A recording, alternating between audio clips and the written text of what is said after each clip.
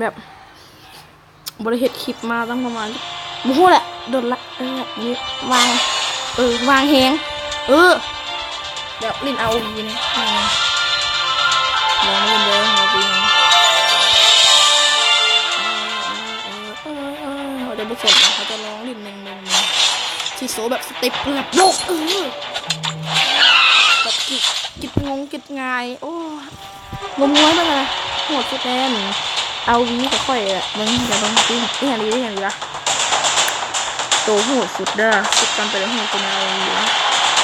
มันเป็นโหดอะบังตีโหดอันนี้บอกโหดไปแล้วนี่แนววี Do you need a friend? แล้วก็วู้ร้อนไปเฟิร์สมันรอดนี่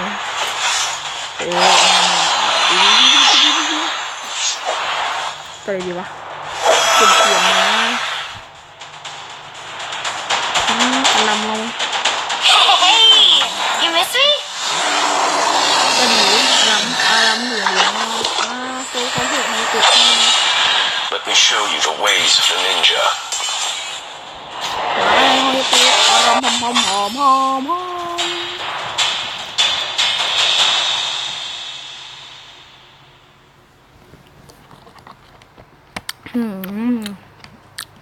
เธอกับเดียวจันโอ้แพ้แท้ตอนนี้นะเดี๋ยวเบอร์สีได้สีโซ่ Welcome to Arena of Valor. ตีเขาเกิดมาเขาก็อัพสกิลหนึ่งกันเลยก็ดูหน่อยดีกว่าเขาจะบอกกันนี้เขาจะบอกกันนี้ Minions will be deployed in 3 seconds. Prepare to engage. One day, we will take down those at the top. เฮ้ยโปอ่ะเฮ้ยมันทุกคนไม่เห็นด้วยมันโปให้แตก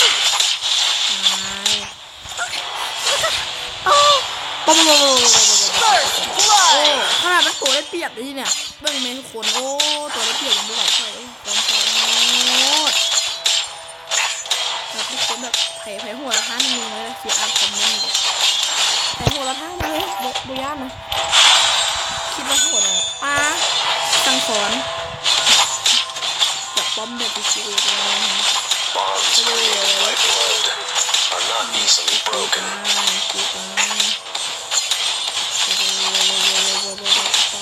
ไอ้คิดว่าหัวอ่ะคอมเมนต์มาเลยนะคิดว่าหัวแค่ชนะเขาเอาลงมาเลยไม่ต้องยัง Has destroyed a tower. This does not mean cowardice.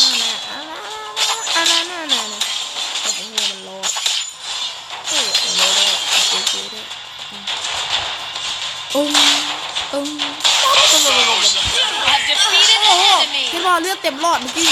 โอ้เอาจิ้งเดียวตายโอ้เฮ้ยไม่เชื่อนะร้อนไปกับเบิ้งมาจริงเลือดมันเต็มหลอดเนาะเต็มหลอดใหญ่ล่ะจบสายมันเท่าไหร่มันกัด To earn a ninja's loyalty, you must pay dearly.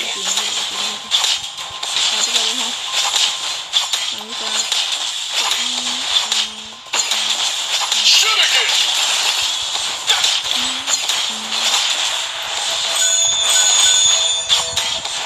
โอ้ผมไม่ได้ออกเสียงคนอยู่ที่งานก็ไม่ค่อยได้กดออกเสียงเลยเป็นงานแล้วเป็นงานแล้วเรื่องก็เรื่องงานแล้วอย่างเงี้ยเว้น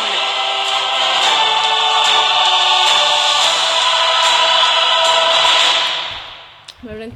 กินน้ำแบบไปเอสมาให้ฟัง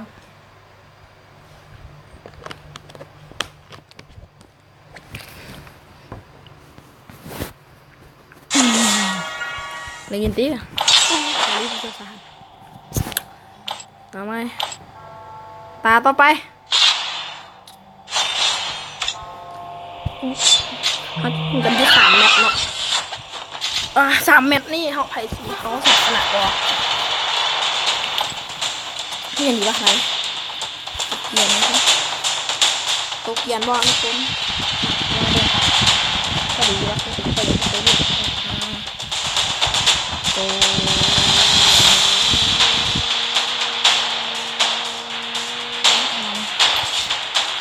Call of the Wild. โอ้สองทีชนะ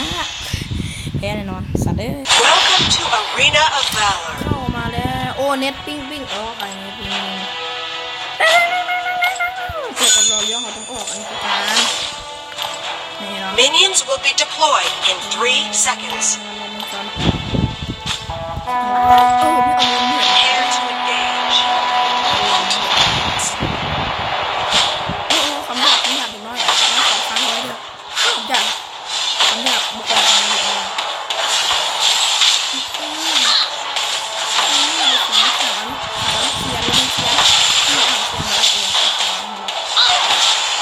สิ่งรัว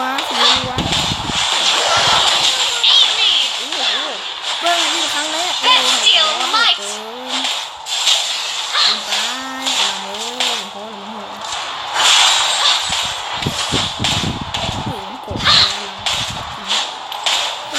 มาใหม่ได้โกหกมองไปเลย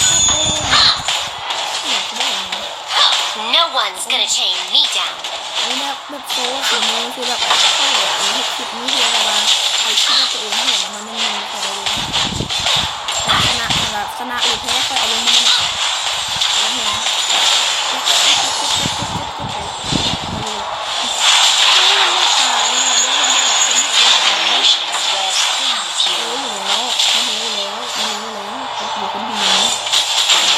อ้าวโอ้หมดแล้วโอ้ใครว่ามีจิตเล็ดโอ้ยเล็ดมาห้าได้เป็นทุบได้เป็นเผาใช่ไหม Udurasi shumimem hosho maiden คน vidoshunu. เห็นบอลเล็ดแหลกเมื่อกี้นี่เลื่อนไปเบิ้งเลยอ่ะโอ้ไม่ไหว Bestial might. จะเอาเรื่องอะไร My patience wears thin with you. เดี๋ยวบอกมันดูแล้วว่าเอาอัดคลิปต้องบอกแล้วว่าเราซื้อแบบคลิปมันหัวเกินการลงนี่เดี๋ยวก็จะชนะเร็ว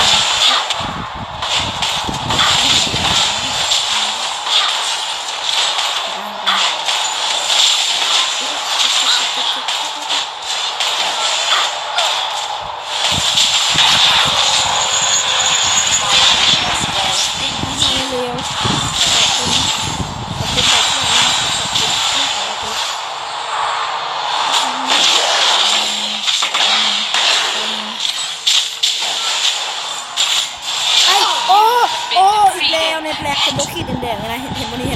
แดงๆนะเนี่ยแดงอ่ะนั่นแหละแบกหน่อยแบกหน่อยแบกหน่อยแล้วแบบนี่แหลกนะคนก็น่าจะเห็นแล้วแต่ว่ามันแหลกนะ Hawatanuju imem shoshamun miwangi.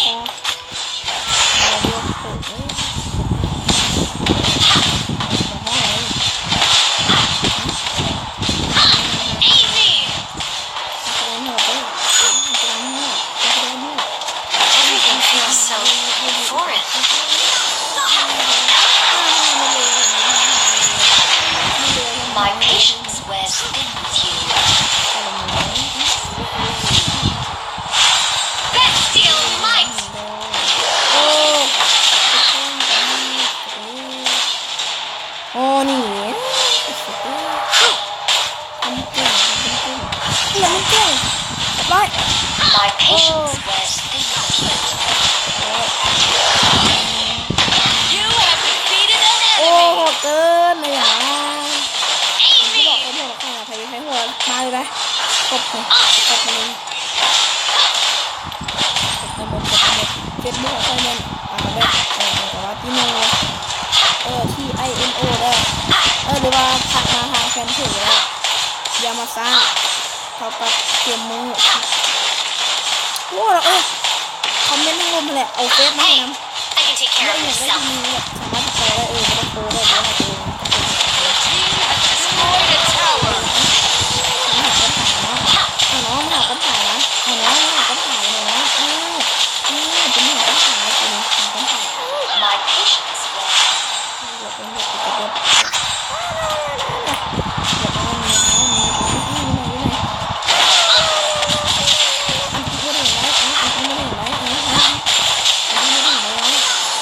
กลับมาแล้วดีละตอนนี้โอ้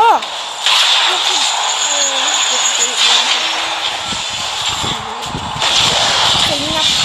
ไปแล้ว My patience wears thin with you. Ha! I'll chop you into cat food. ขอยัง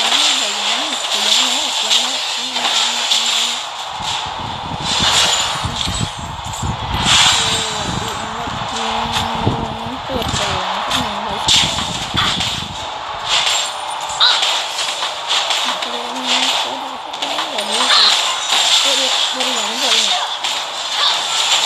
กูว่าละโอ้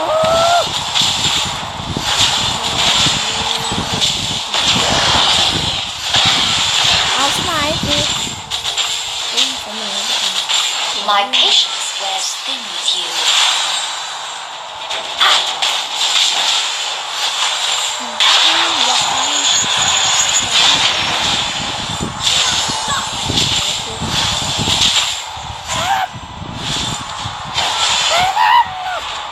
โอ้โหแพ้ทางนะคอยไม่ได้บอกอารมณ์แพ้ทาง Unleash the beast within.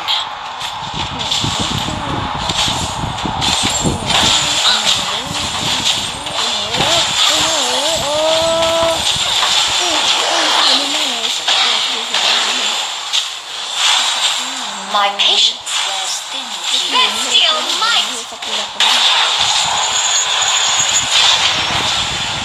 เดี๋ยวพี่เนี่ยมิเตอร์ไหมมิเตอร์ดิ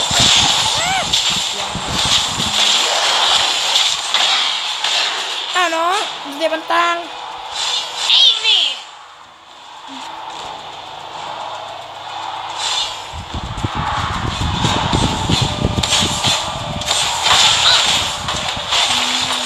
Bestial might.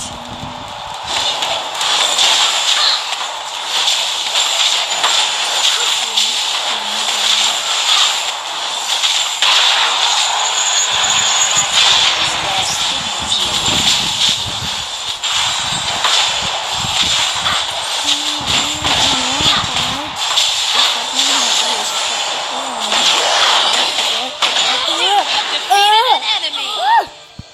สัตว์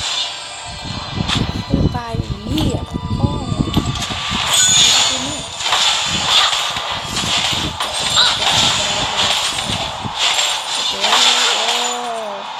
เสียหัวคำในประมาณนี้มีข่าวไม่ตัดเลยโอ้โหแล้วกูไป Everything feels so foreign. อันที่มันเป็นอะไรเนี่ยนะเป็นอะไรจริงเนี่ย Aid me. อ้าวเรียบร้อยมึงอ้าวที่ไหนตายไปดิ Bestial might. ตายไปดิกิ้งตายไปดิ No one's gonna chain me down. ทำไมน้องห้าวจังเลยครับขอที่เห็นโตเอาเลยมันเป็นโตเข้ามาโตเข้ามาเอามันลงได้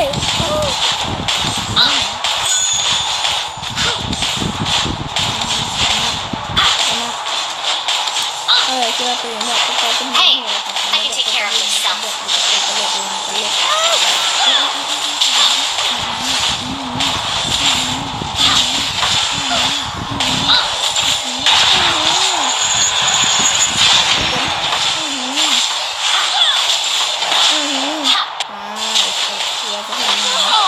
โอ้ Unleash the beast within. ง่ายเกิน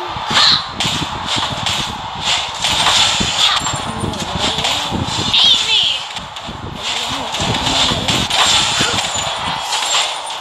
เขาไปตรงย่านเขาจะเล่นแบบยิงหัวกันนะ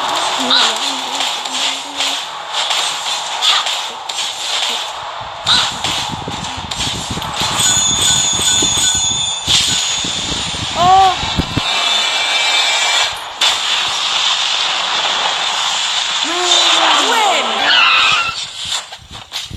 ตาสุดท้ายตาที่3ชนะไปแล้ว2 ตาแต่วันนี้ตาที่3นี่ตัวนี้เนาะตาที่3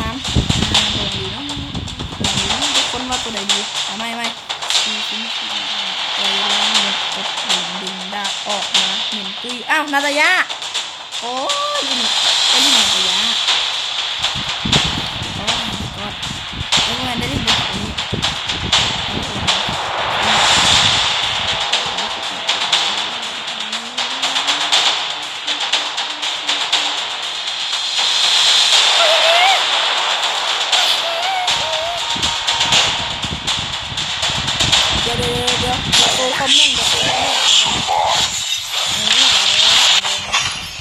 อ้อเจอสลิมโลโทนี่รอเอ้าแพ้เข้าโอ้ไอ้โน่ Minions will be deployed in 3 seconds. มันยาว Prepare to engage. และอันเนี่ยแล้วโกเอาแบบว่ามันทิ้งแบบชีวิตคิดว่าค่อยโหดเกินไปดิถ้าทำนี้เขาคงถึงเหลือตายน้ำดิ่งเลยสิตัวดิ่งที่อย่างเชื่อโค้น้ำแบบเทียมทีเอ็มนะหลายหอบเลยทีเอ็มเนี่ยเทียมไปเลยเบื่อแต่แบบน้ำเทียมโหดเกินไปเดี๋ยวไม่ได้ขี้โม้เลยอ่ะไม่ได้โม้เลยนะโอ้ยโหดเกิน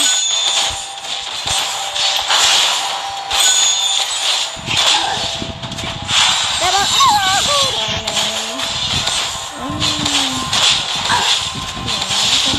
ส่วนนี้เลยจับแบบมันไม่ดีนะเนี่ยแบบจับแล้วก็ตึ๊กกันโอ้ยเบื่อเลยเบื่อกับตัวจับคือกดหนับป้อมเลยโอ้มึงดึงไปจับกดพ่อมึงไอ้สัตว์โอ้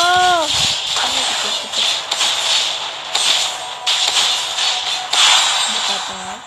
แต่ในกูก็บุกกลับนะกูก็บุกกลับ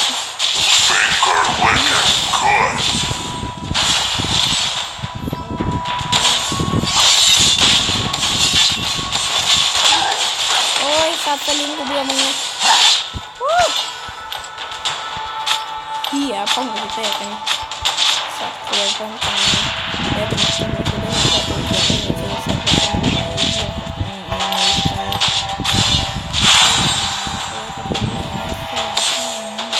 โอ้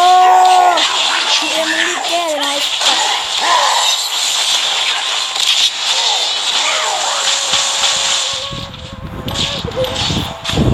ดูพิษลองต้มหัวของแจ็คเข้าไปไอ้ที่เราดึงแจ็คหมดอ่ะมันจะได้ใส่กระบอกไม่รับรู้อะไรแจ็คกันเร็วใช่ไหมสัตว์ Your tower has been destroyed. น้องแพรจะแต่ห้องสามตาเนาะสามตาสองตาเราปุ้มใจแล้วห้องตาสองตาแล้วห้องตาสองตาห้องเลยมันเกือบประตูมั้ย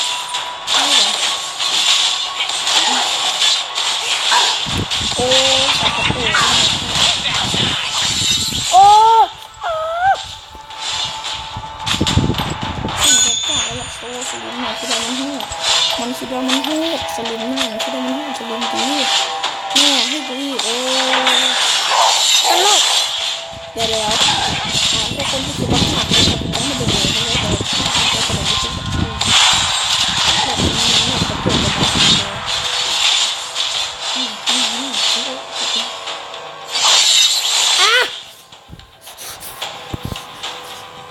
แกะมีเงินมาแล้วเดี๋ยวให้มันงานก็ไม่ดูน่าสงสารไม่ถึงนี่เอาว่าแกะเลยเอาเลยจบจบแล้วสุดที่ไม่ได้สุดท้ายที่ดู